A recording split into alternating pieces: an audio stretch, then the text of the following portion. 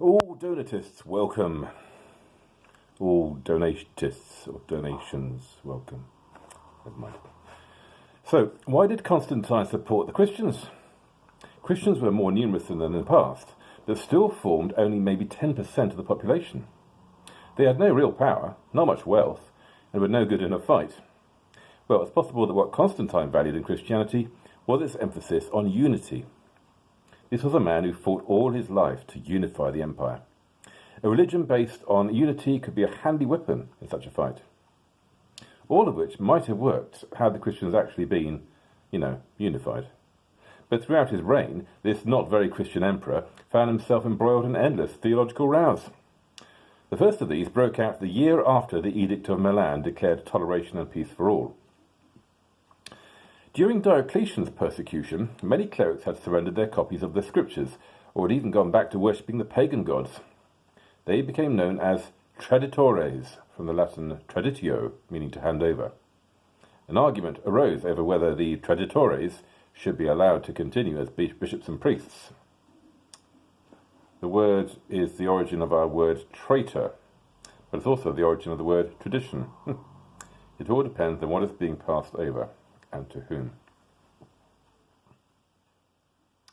The debate focused around a man called Cecilian, who in 313 was consecrated Bishop of Carthage by a cleric with the brilliant name of Felix of Afungi. Felix was accused of being a traditor. The accusation was false, but that didn't stop the hardliners, who declared the consecration invalid and put forward their own alternative bishop, a man called Donatus. The movement that he formed became known as Donatists. This was really Novation 2.0. The Donatists claimed, as the Novatians had, that they were the one true church. Donatism gained a lot of followers, partly because everyone really disliked Cecilian, whom they considered a Roman toff. The Donatists, on the other hand, were mostly from local farming stock, and they spoke the vernacular, rather than the Latin of Rome. The churches in Rome, though, recognised Cecilian as bishop, so they called on their new patron, Constantine, to settle the issue. He called a council of bishops, which decided that the Donatists were in the wrong. The Donatists promptly ignored the result and carried on. This baffled the emperor, who was not used to subjects appealing to a higher power than, him. So he called for another council, a bigger one, to be held in Arles in 314. For the first time, 3 British bishops are recorded among their number.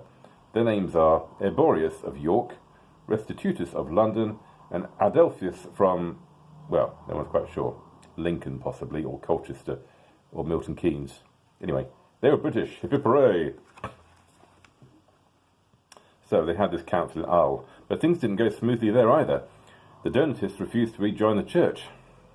Frustrated, the emperor did what emperors do. He called in the troops.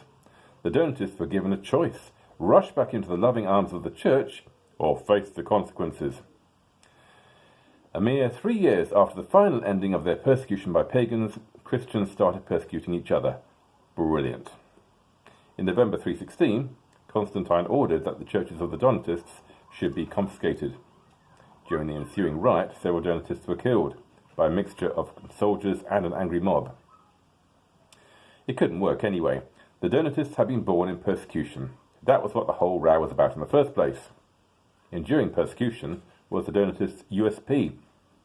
The Donatists became the majority in North Africa, and Donatus even had the temerity to appoint their own Bishop of Rome, to rival the proper one.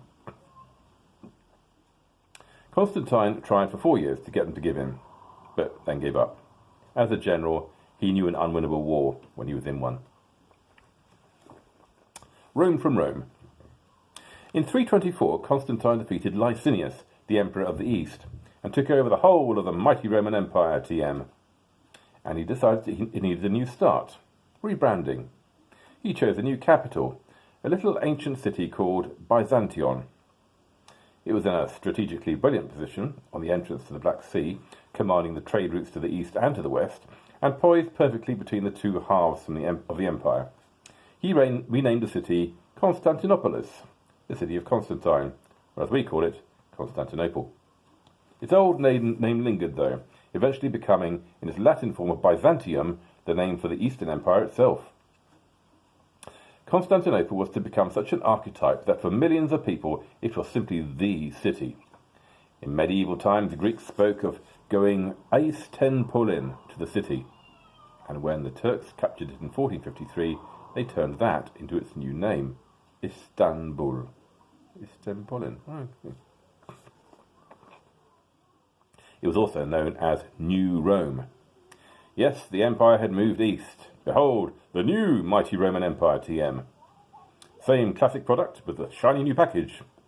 All the brutal violence and military repression you've grown to love, but with a tantalizing hint of Eastern exoticism. There's something else for a minute. Exorcism.